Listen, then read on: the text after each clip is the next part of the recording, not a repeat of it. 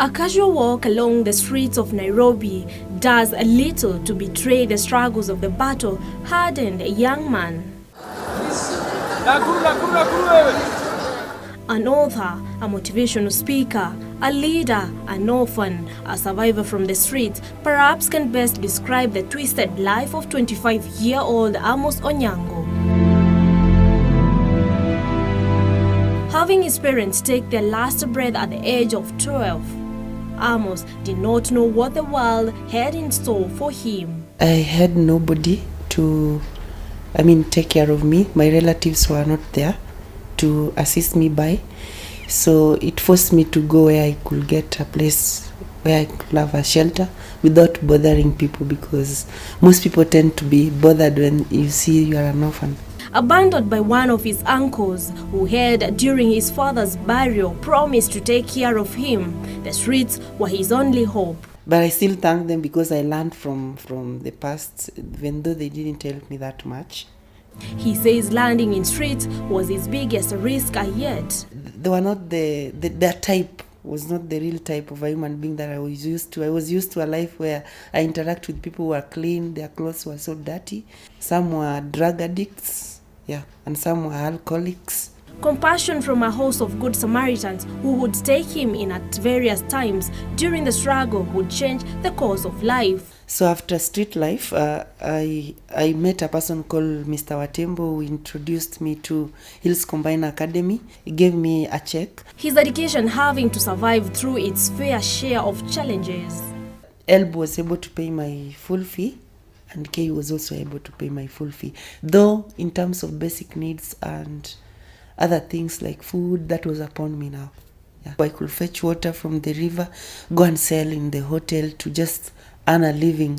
I was able to be accommodated by one job student called Lawrence, though it was against the rules and regulation of Kenyatta University, but I had no otherwise. Motivated by the challenges, Amos authored a book dubbed Twists and Turns, a story of survival to inspire and give hope to those who might be struggling with issues similar to his.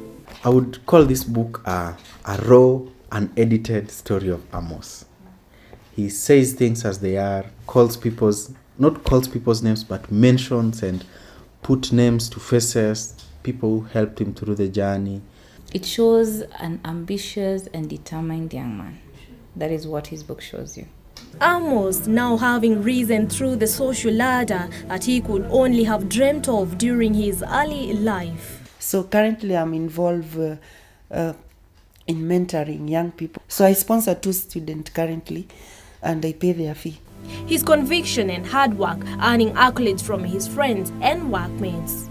He is determined and very consistent. He never gives up. I think Amos has everything that Kenyan youth needs. And it starts from the attitude. I think it says he's a very resilient young man. He's determined. He knows what he wants. And his book is an inspiration. He wants to, because I've worked with Amos, and his inspiration is to take young people to the next level. I've seen him share his experience and tell you, don't give up. That he's gone through it, you can go through it. There's something bright at the end of the tunnel.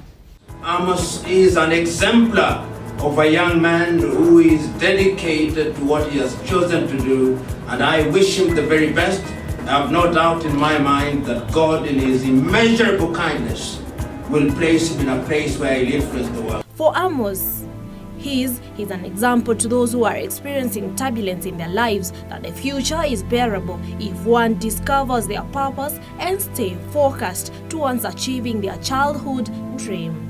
To give you a perspective of even where Amos is looking into being and where young people should be. You look at this road and towards the other end as a blank future, as something which is yet to be explored. And this young person has many choices to make. Should I cross the road and go to the other side and explore? Which direction should I take? Decisions which all young people are struggling with on a daily basis.